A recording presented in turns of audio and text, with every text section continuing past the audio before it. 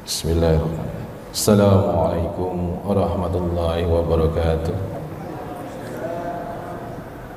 Alhamdulillahirabbil alamin. Ar-Rahmanirrahim. Maliki yaumil yazul jalali wal ikram. Allahumma shalli wa sallim ala sayyidina Muhammadin al-Fatih lima ughliqa wal khatimi lima sabaqa wan nasil haqqi bil haqqi wal hadi ila siratikal mustaqim. Sallallahu ala alihi wa sahbihi haqqa qadrihi wa miqdarihi azim. Amma ba'd. Fa ya ibadallah usikum wa ayya bittaqwa faqad fajal muttaqun. Alhamdulillah wa subhanahu wa la haula wa la quwwata illa billah. Bapak Ibu sekalian yang berbahagia, jamaah salat subuh di Masjid Raya Asmaul Husna yang Allah muliakan dan Allah beri rahmat hidayah senantiasa di dalam dinul Islam. Yang terhormat juga para pengurus DKM, seluruh para asyatid, para ulama, para sepuh, para hujat dan semua yang hadir, seluruh jamaah. Izin Al-Fakir, saya Eka Sutrisno akan bersama-sama kita menggali ilmunya Allah di Nur Islam ini. Mudah-mudahan membawa kebaikan, manfaat, barokah dunia akhirat dan membawa kebaikan kepada keluarga kita semua. Amin ya rabbal alamin. Salam salam kita haturkan kepada baginda Nabi besar Muhammad sallallahu alaihi wasallam, juga kepada para sahabat, para tabiin dan juga kita insyaallah umatnya Kanjeng Nabi Muhammad sallallahu alaihi wasallam sampai dengan akhir zaman. Bapak Ibu sekalian yang berbahagia, sebelum kita mulai izin Al-Fakir mohon ziarahnya Al-Fatihah bagi guru-guru Al-Fakir dan juga sebagai ketersambungan ilmu kita kepada beliau-beliau. A'udzubillahi minasyaitonir ya Allah ya Rahman. Syaratul Fatihah. Mohon ya Allah fadilahnya Engkau sampai kepada junjungan kami Nabi besar Muhammad sallallahu alaihi wasallam, para nabi, para rasul, para sahabat Nabi Muhammad sallallahu alaihi wasallam.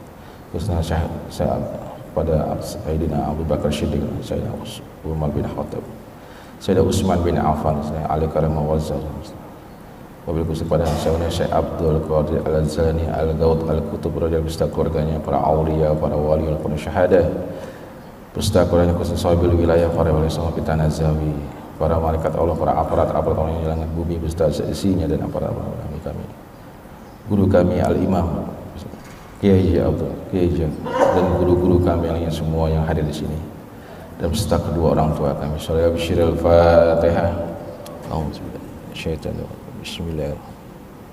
Alhamdulillah. Maliki yaumiddin. Iyyaka na'budu wa iyyaka nasta'in. Shiratal mustaqim. Shiratal ladzina an'amta 'alaihim. Alhamdulillah, Bapak Ibu sekalian, kita bersyukur kepada Allah pada hari ini dengan qudrat dan iradatnya kita bisa berkumpul, bermuajahah, berthalabul ilmi, dan juga Masya Allah sampai dengan detik ini setiap detak jantung kita Allah pahamkan tentang bagaimana hidup ini berlangsung dan sampai dengan akhir. Tema kita kali ini adalah tentang ilmu tasawuf. Dan Bapak Ibu sekalian, mungkin sebagian orang dengan kemajuan medsos banyak yang mensalahpahami tentang ilmu ini. Bahkan beberapa para ustadz itu mensalahpahami, menganggap ini adalah sesuatu yang menyimpang atau bid'ah. Sekali lagi Bapak Ibu, bahwa ini adalah ilmu yang memang Allah berikan sebagai penegak dinul Islam. Ad-dinul al-Islam itu tegak dengan tiga hal, yaitu al-iman, al-Islam, dan ihsan. Al-iman itu menimbulkan besok ya, hari Minggu akan dibahas tentang ilmu-ilmu tauhid, tentang keyakinan, kepercayaan kepada Allah, pada Rasul, pada kitab-kitabnya, sampai dengan tentang takdir baik dan buruk. Bicara tentang menyamankan akal kita bahwa kita bertuhan Allah, dan akal kita sangat nyaman dengan bertuhan kepada Allah. Itu al-iman. Kemudian al-Islam atau rukun Islam itu adalah bentuk daripada muamalah. Dia akan melahirkan namanya ilmu-ilmu syariat atau fikih di dalam hukum-hukum kehidupan manusia. Kenapa? Itu adalah bentuk terluar daripada dinul Islam ini. Kemudian ada lagi yang namanya al-ihsan. Ini adalah mesinnya. Apa? Mesinnya dalam melaksanakan syariat Islam dan menegakkan tauhid. Apa al-ihsan? Al-ihsan kalau kita beribadah seolah kita melihat Allah. Kalau tidak apa? Allah melihat kita, muraqabah. Loh, kenapa kemudian dari al-ihsan kok melenceng jadi tasawuf gitu ya? Dalam perkembangan sama ketika kita bicara qiraat Quran, dulu kalau Quran ditulis tidak ada khotnya, tidak ada titik, polos aja. Kenapa kemudian penambahan khot, penambahan titik tidak dikatakan bid'ah? Nah, inilah makanya kesalahan pemahaman bid'ah itu sendiri pun antar mereka pun saling bertengkar. Padahal pemahaman bid'ah yang langsung dari Kanjeng Rasul dan asal dari guru-guru kita adalah apa itu bid'ah? Idraki asy-syariat, yang langsung berhadap-hadapan dengan syariat. Nah, gitu. Kalau enggak ini semua bid'ah semua nih. Kita nggak usah di sini di lapangan terbuka di pasir gitu. Harus fatonah, beragama terus fatonah. Karena Rasulullah dinul Islam ini tidak jumud. Dinul Islam ini dia dinamis dan berkembang sesuai dengan sampai dengan akhir zaman. Jadi Allah pencipta alam semesta ini menurunkan kitab Al-Quran dan contoh pelaksananya adalah Kanjeng Nabi Muhammad SAW, sahabatnya itu sudah lengkap. Apakah di zaman Rasulullah sudah ada? Sudah. Bapak Ibu pernah dengar nama Anas bin Malik, ya, Abu Hurairah, ya, Zaid bin Harisah, banyaklah. Itu termasuk Ibnu Umar, Ibnu Abbas dan yang lainnya lah. Mereka itu digolongkan namanya ahli sufah. Apa ahli sufah? Orang-orang yang selalu mendekat nggak jauh dari Kanjeng Nabi. Betul, rata-rata mereka waktu itu mostly semua berumur remaja lah. Jadi kalau Rasulullah tuh belum bangun tuh antara Abu Hurairah dan Anas bin Malik atau yang lainnya berebut tuh nata sendalnya Kanjeng Rasul gitu ya. Itu mereka orang-orang yang memang ingin mendapat berkahnya ilmu Kanjeng Nabi. Jadi mereka selalu berkeliaran di sekitar rumah Kanjeng Nabi ya. Kalau sekarang ini ya di antara makam Rasulullah tuh Babun Nisa dan makam Baqi. Itu ada lapangan. Nah, itu sebenarnya dulu mereka berkumpul duduknya di situ aja tuh. Ya betul, mereka memang rata-rata remaja dan mereka haus ilmu gitu. Ada juga yang tua-tua. Nah, orang menganggap menisbahkan orang-orang yang tasawuf itu dari para ahli kaum sufa ini, orang-orang yang memang ingin mendekat sama Allah.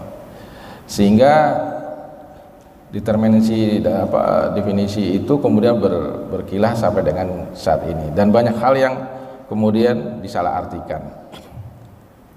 Kemudian juga menganggap bahwa para ahli tasawuf itu orang-orang yang menghindari dari dunia. Enggak juga.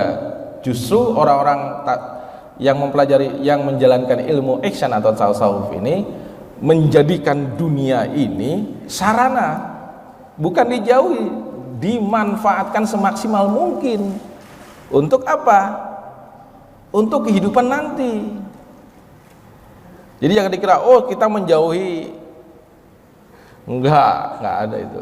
Yang ada juhud. Juhud itu artinya apa? Dunia itu cuma ditaruh di tangannya. tidak masuk ke hatinya. Yang di hati hanya siapa?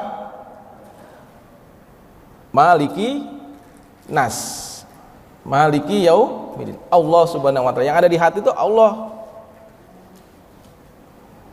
Karena sesungguhnya singgasananya Allah adalah di kolbunya seluruh orang mukmin.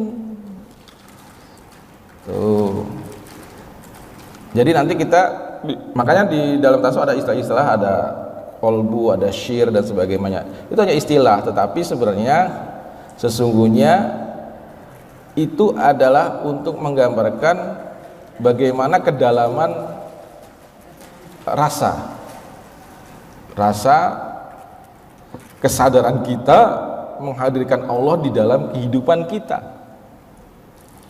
Nah, kebanyakan kita selalu tidak sadar atau tidak menghadirkan Allah di dalam setiap detik, setiap saat, sendi-sendi kehidupan kita. Padahal di surat Al-Baqarah 115 Allah sampaikan, kemanapun kamu menghadap, ke timur ataupun ke barat, disitulah wajah Tuhanmu. Apa? Di situ wajah Tuhan. Bukan lantas kemudian saya melihat Bapak ini Tuhan, enggak. Bahwa dibalik manusia itu adalah kesimpulan dari seluruh penciptaan alam semesta.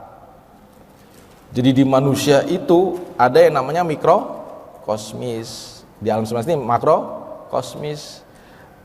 Maka manusia itu adalah makhluk yang luar biasa. Kenapa? Allah sudah menciptakan makhluk yang namanya malaikat, yang secara sisinya taat terus. Memang disetelnya kayak gitu, ya kan? Disetelnya yang selalu ingin taat. Tapi Allah menciptakan manusia yang ada sisi struggle-nya di dalam dirinya. Nah, kenapa? Kalau malaikat taat, wajar, memang dia didesain jadi taat gitu. Kun fayakun, seperti itu ya, sholat, salawat aja, sujud sampai hari kiamat, ya kan, masing-masing. Tapi manusia enggak. Kenapa? Tujuan diciptakan manusia adalah apa? Khalifah fil ard. Menjadi apa? Pemimpin. Jadi ilmu tasawuf sendiri adalah dia menginginkan manusia itu selalu sadar bahwa kehidupan ini benar-benar Allah yang menentukan tempat kita bergantung, Allah yang terlibat di dalam kehidupan kita sehari-hari. Agar apa? Tujuan dari penciptaan manusia apa sih sebenarnya? Ada yang tahu? Surat Al-Jariyat ayat 56. Apa? Wa ma khalaqtul jinna wal insa illa liya'budun. Udah kata ila, liya'budun. Tidak kuciptakan jin, ya kan? Ya, Allah kita tidak diciptakan kecuali, jadi itu berarti kan satu, hanya apa? Ibadah kepada Allah. Jadi tujuan manusia diciptakan di muka bumi adalah itu, menjadi abid, kemudian yang kedua menjadi khalifah fil ard. Pertanyaannya, apakah kita sudah menjadi khalifah fil ard terhadap diri kita sendiri? Nah, contoh, bapak ibu dikasih sakit, contoh sakit gigi lah, ibu dikendalikan oleh sakit gigi atau ibu yang mengendalikan sakit gigi itu pemimpin. Dikasih masalah, hutang, ibu yang dikendalikan masalah atau kita yang mengendalikan masalah itu? Nah, itu khalifah fil ard.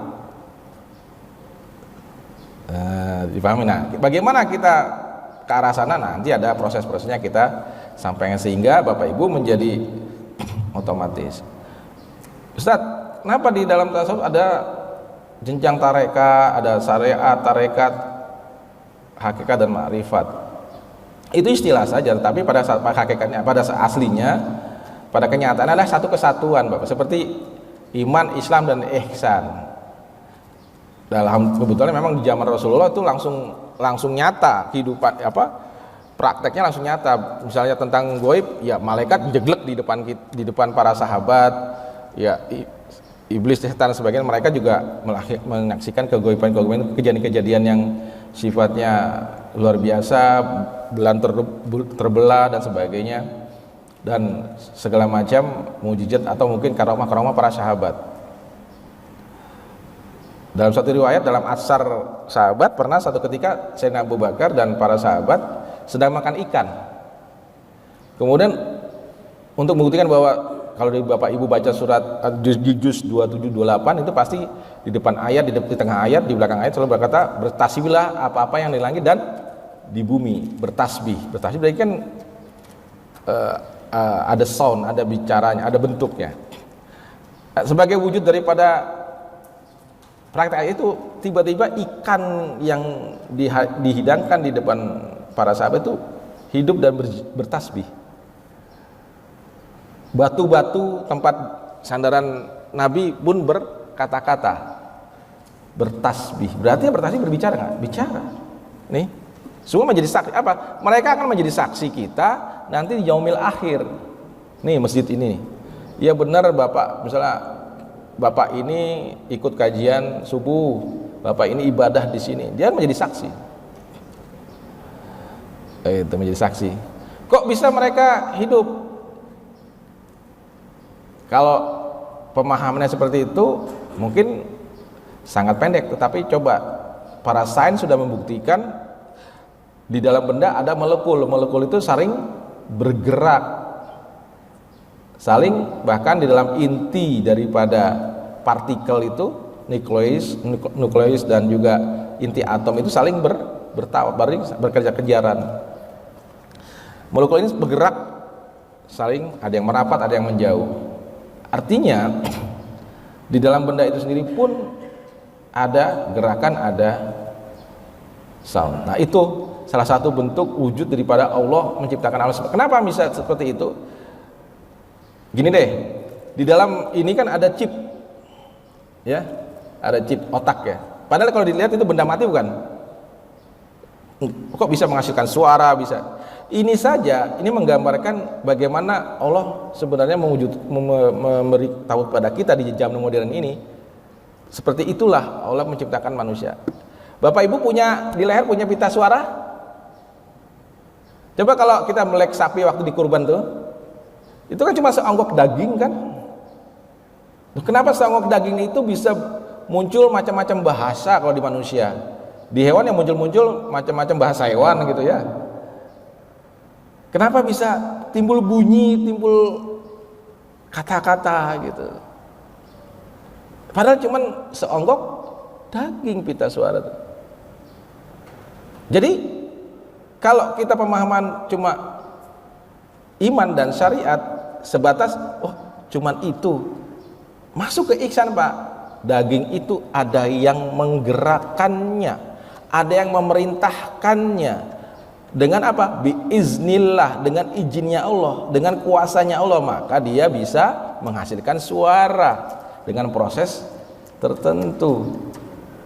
Kan kita nih makan minum gini kan cuma usahanya kita, tetapi yang merubah menjadi tenaga, yang kemudian dengan itu dia merubah menjadi zat-zat yang dibutuhkan manusia kan bukan kita. Allah subhanahu. Kalau dipikir misalnya secara akal, waktu kita bayi, tulangnya kan kecil ya. Tulang kalau terpisah itu kan benda padat tok. Tapi kenapa bisa tumbuh tinggi dan seperti kita sekarang ini? Terus siapa yang menumbuhkan tulang itu sampai tinggi itu? Nah, itu kesadaran itulah yang kemudian dilakukan para sahabat dan kanjeng Nabi di dalam kehidupan Islam. Maka tidak akan lengkap kalau cuma belajar iman dan Islam atau belajar tauhid dan syariat saja. Maka harus masuk ke dalam ihsan yang menggerakkan dari dalam tadi atau batin. Dulu pernah beberapa kemarin dalam episode kajian kita sampaikan namanya ilmu membangun jiwa. Tahapannya jelas. Nanti tahapannya adalah insya Allah nanti akan dirubah di jadwal Sabtu malam ya, Jumat malam ya, ba'da Jumat malam Sabtu habis Isya, ba'da Isya ya, kita akan lebih dalam lagi. Ada 3 tahap di dalam beberapa kitab. Nah, kitab itu ada banyak kitabnya tentang kaji ini yang bersumber dari pelakunya sendiri, yaitu yang paling terkenal adalah Sirul Asrar, ya, rahasia di antara rahasia. Sirul Asrar ini dinisbahkan kepada Kanjeng Syekh Abdul Qadir Jailani Al-Ghaut Al-Kutub.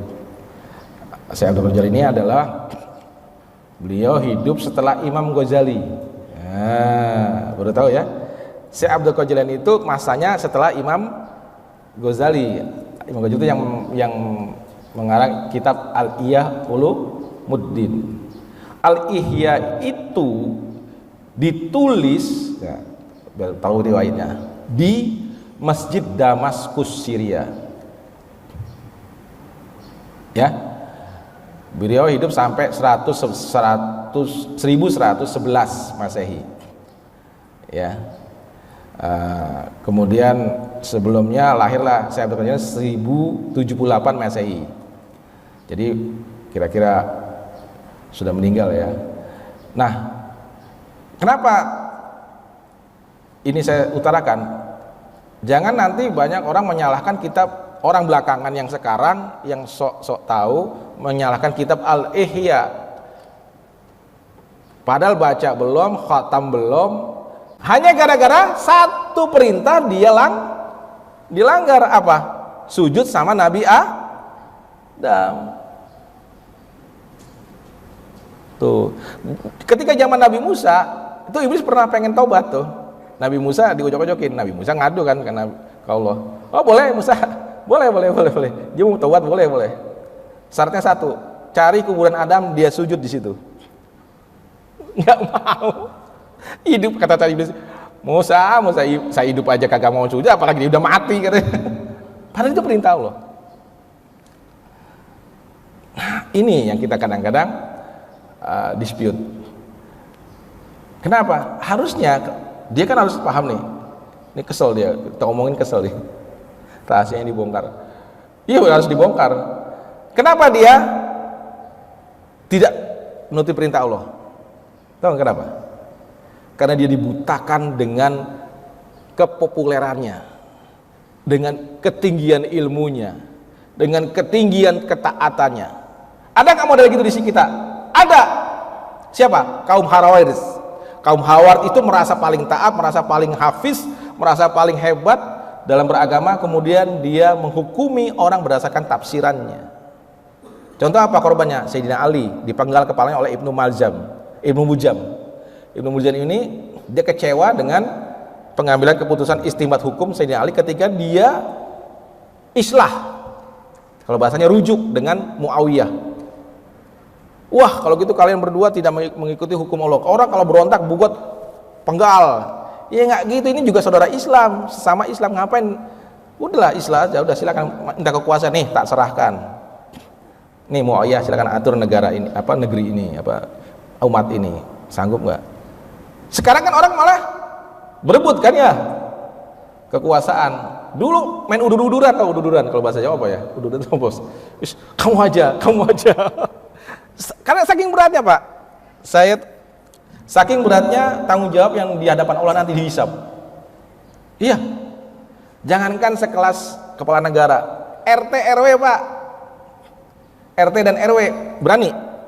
Saya nggak berani itu jadi RW aja kemarin berapa kali saya nolak, enggak. Kenapa?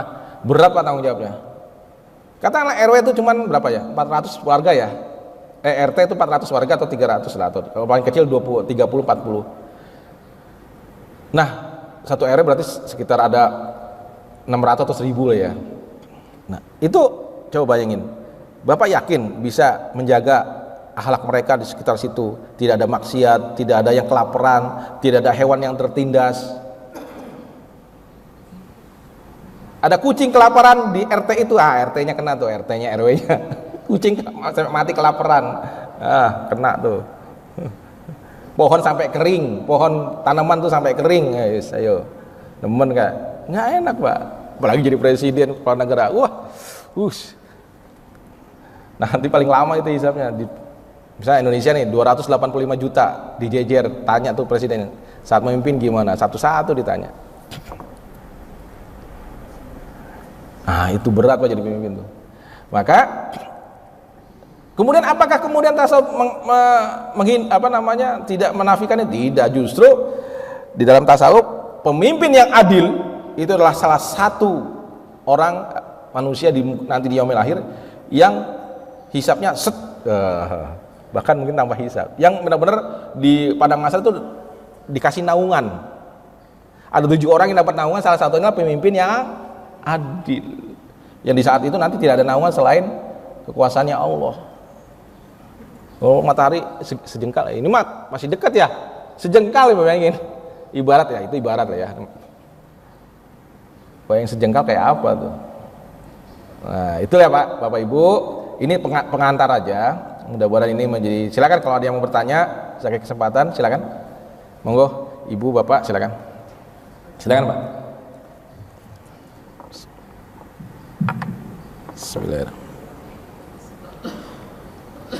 Alhamdulillah. Waalaikumsalam warahmatullahi wabarakatuh.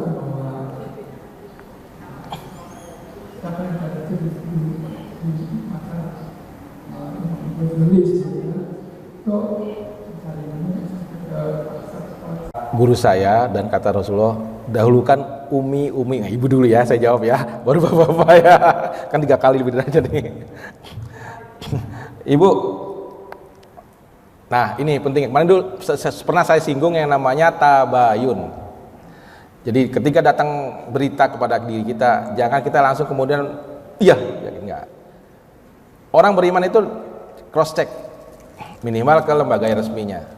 Jadi yang namanya itu nggak semuanya benar. Jadi memang itulah politik ya, dipelintir sana sehingga menjadi intinya negara ini menjadi chaos gitu ya, arahnya ke sana. Padahal niatnya adalah setelah kita cross check ternyata itu pelarangan kayak gitu kebijakan sudah lama sebenarnya.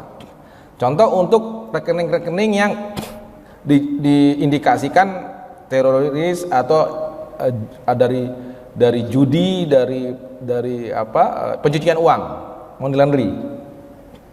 Nah biasanya kan mereka numpuk. Nah sebenarnya juga bentuk daripada salah satu prinsip dalam Islam, tidak menumpuk kekayaan. Ya kan sering kita baca surat Alam Taro, ya kan surat Al-Humajah, kita dilarang menumpuk-numpuk harta. Maka terhadap itu bagi yang numpuk, Islam memberikan yang namanya zakat mal. Jadi kita diemin tuh harta sampai senilai 86 gram kan, kalau yang terkecil dalam fikih, dianggap di dalam Islam itu duit itu harus berputar di masyarakat, tidak boleh. Itu pun juga hukum sunatullah di tubuh kita. Kalau darah tidak berputar, numpuk saja darah, terjadi apa Pak? Penyumbatan. Maka syariat Islam itu lengkap Bu. Supaya tidak tumpuk darah, misalnya suruh puasa tengah bulan, ya kan?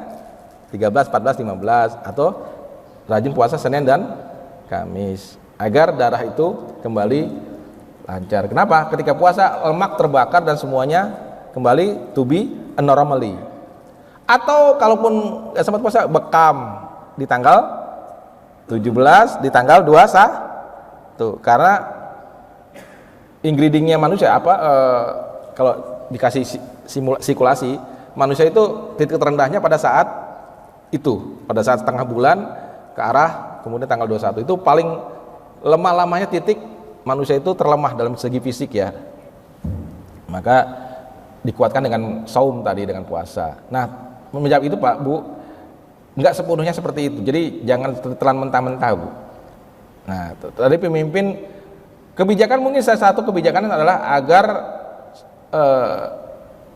sektor produksi atau produktivitas itu meningkat, sehingga duit itu diinvestasikan ke sektor yang lebih real, privat, bukan didiamkan gitu. Nah yang benar adalah ketika dia diamkan, dia akan kena pajak yang kayak pajak progresif lah gitu, bukan kemudian dia enggak, yang diambil itu yang berindikasi terhadap, dulu kan sudah di zamannya awal pemerintahan Jokowi ada namanya amnesti, ya kan, tax amnesty kan, duit-duit yang nggak bener di luar suruh balik.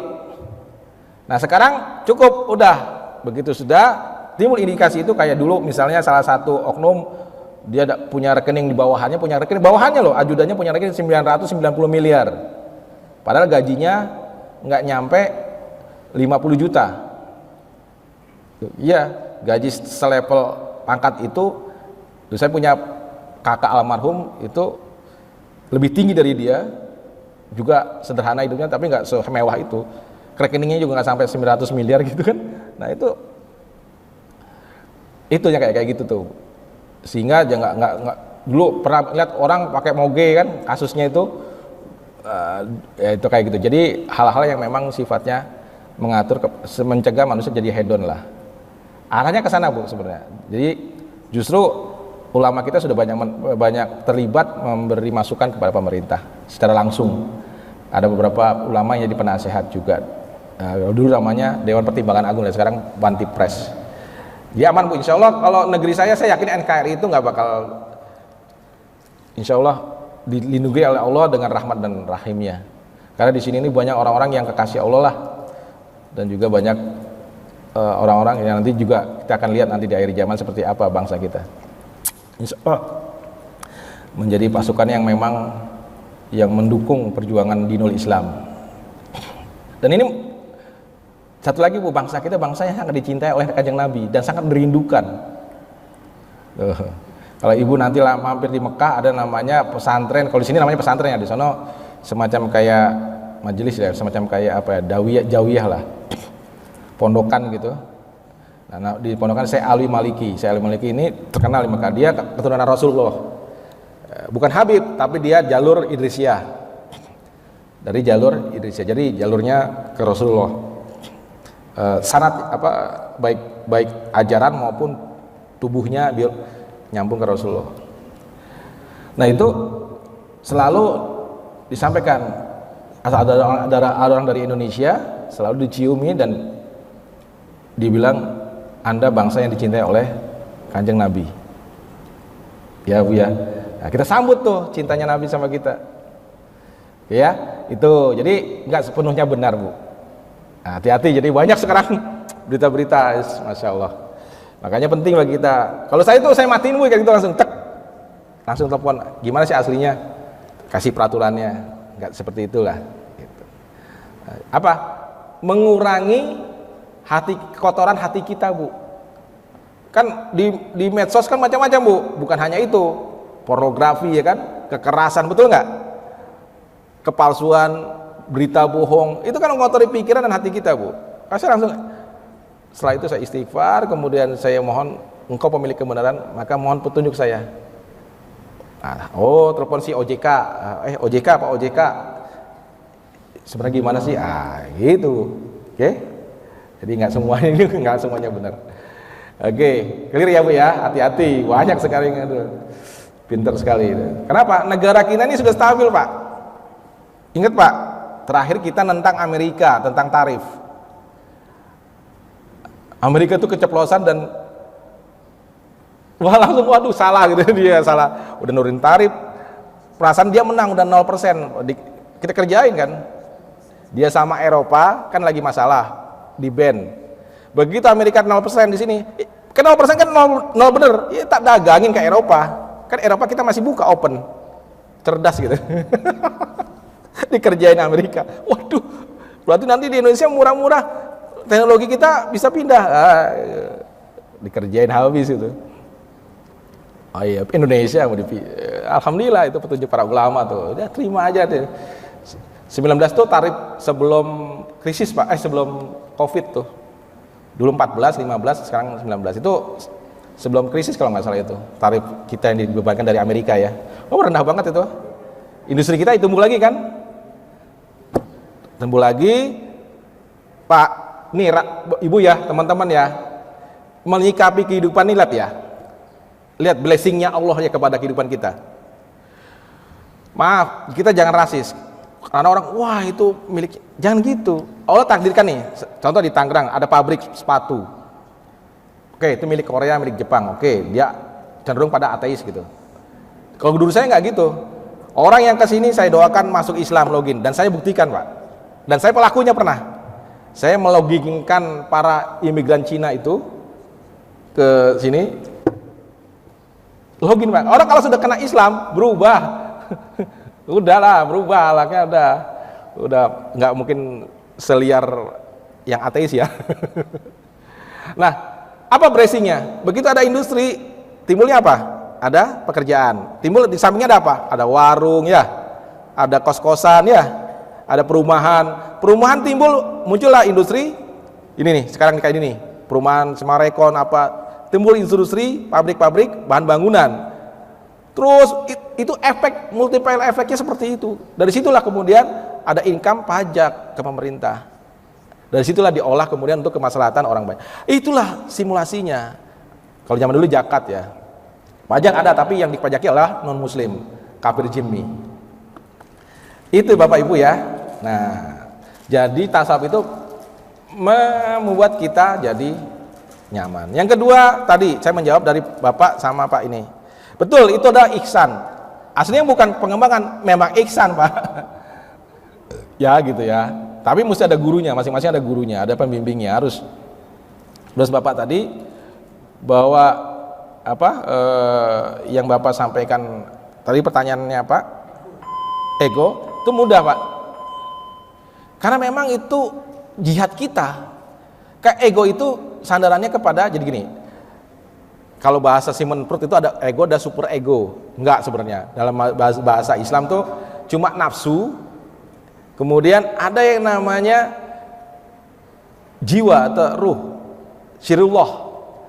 Nah, nafsu ini kalau tidak dibimbing dengan iman, akan munculnya nafsu yang dilaknat, nafsu amarah, ya kan, yang selalu pengennya menang sendiri. Maka harus ada iman, harus ada guiding.